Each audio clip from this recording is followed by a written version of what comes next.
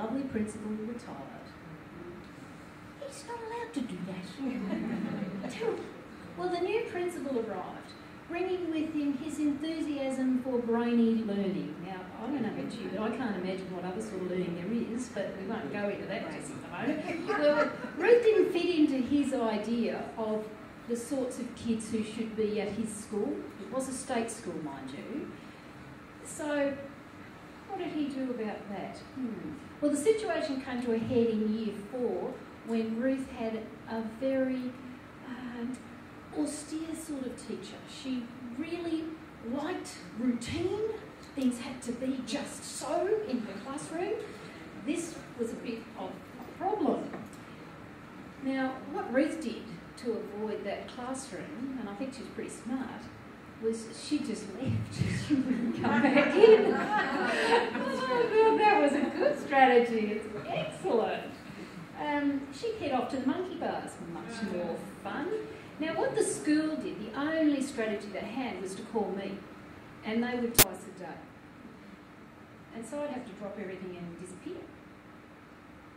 Well, each time they called me, I'm thinking, what's going on here? This has just started. She's in year 4. She hasn't done this before. What's going on?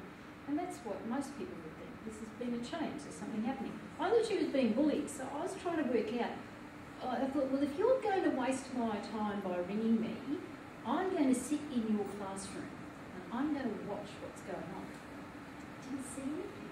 Now, I couldn't work out what was going on, and I had no idea the bullying was happening by the teacher. And of course, it wasn't happening while I was there. So the way I found out was that I got to know one of my honours students, and she had done crack with that woman the year before and had been bullied, and bullied dreadfully. And I said to her, why didn't you tell us? Now, this is a woman, a mature woman with 4 children of her own, very, very clever woman.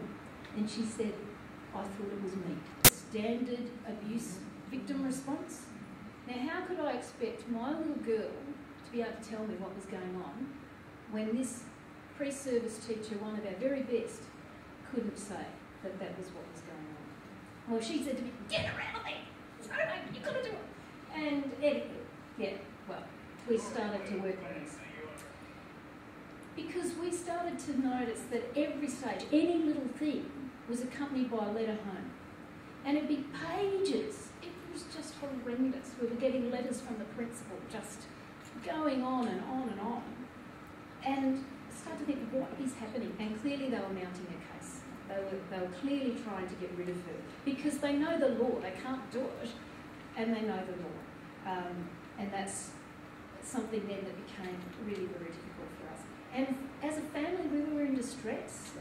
My son Paul was still at the school. He knew how to manage Ruth. He was fabulous with her, but the teachers wouldn't listen to him. And so when he tried to tell them something, they'd do the exact opposite, make the situation much worse. And he was left feeling completely upset, distressed to see his sister being treated the way she was, and him being completely ignored. Well, it was for me the first and only I really regretted, deeply resented the fact that Ruth had Down syndrome. It was so unfair. And I find that really the hardest thing now to admit, to say, you know, how can people bring you to this? But I did promise you a happy ending, and there is a happy ending to the story.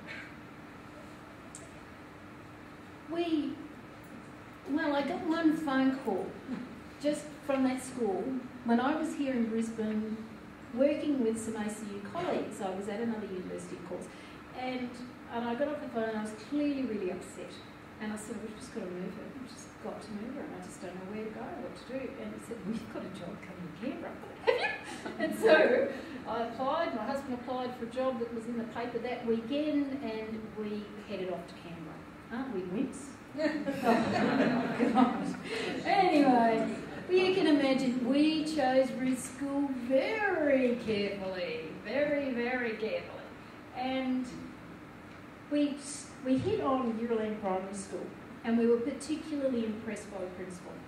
She asked just very sensible questions. The first one was, does she run away? Now, sadly, we had to admit, yes, that has been a bit of a problem. And she said, where does she go? Oh, to the monkey bars. Oh, well, at least we'll know where she is. Isn't that just so lovely? The principal's manner was not whether they could include Ruth, but about including her.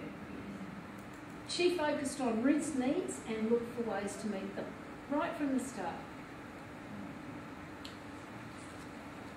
Now, once Ruth began at the school, it wasn't long before she did dig into those monkey bars. It was a very effective strategy. She'd learned it so well. And so when things got a bit tough in the class, she'd just head off. But this very sensible school positioned the teacher aide inside. Canberra schools are all enclosed because it's usually horrible and cold. Positioned the teacher aide where she could keep her eye on Ruth out on the monkey bars.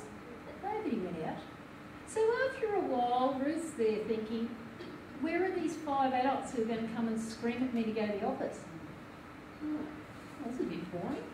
And so she just toddled back into class and they said, oh, Ruth, what a pity, you've just missed your favourite activity, whatever that was. And within 2 weeks, it was finished, just gone. None of that behaviour. It's just extraordinary. And so I was in grave danger of wanting to give the whole lot of them a big hug. It was terrible. And they said, Rhonda, it's just what we do. It is just what they do, and it's fabulous.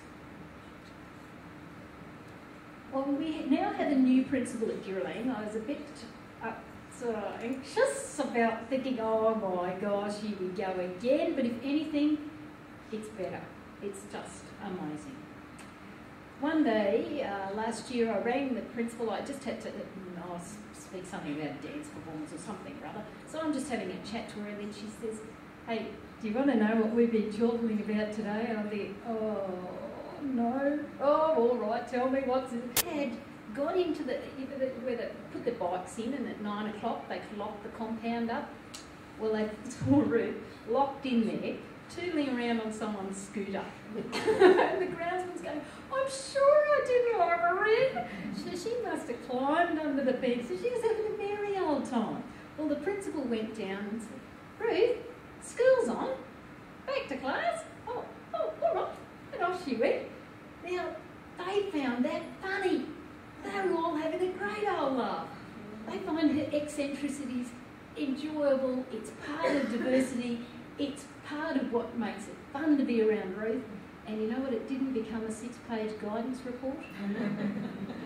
I was just delighted. And the thing is too, I bet I would never have heard that story if I just hadn't run on that day. They just don't stuff that they can sort. They'll let me know later on once they've fixed it. I'll be, oh, beautiful. One of the things I really like about this principal, whenever I say to her, oh, thank you so much for whatever, she's like, oh, we love what we do. And she's right. I know that they do. They just bring with that. So my story does have a happy ending. Ruth at Girraleen, look at all these things. This is all the stuff she's involved in. She was selected to be in an Aboriginal dance troupe. She's done so many wonderful things. She just has a fabulous experience. She's the same kid who had started having a great experience, then had a miserable time, and is now back having a fabulous, fabulous time. But the thing that I think is most important, she's a valued member of the school. It's really annoying if you want to pick her up in a hurry, because you can't. She's got to go and say goodbye to the library people, she's got to go and say goodbye to the office staff, the deputy, the principal has to say farewell. Honestly, she's a really valued member of the school and with the other kids.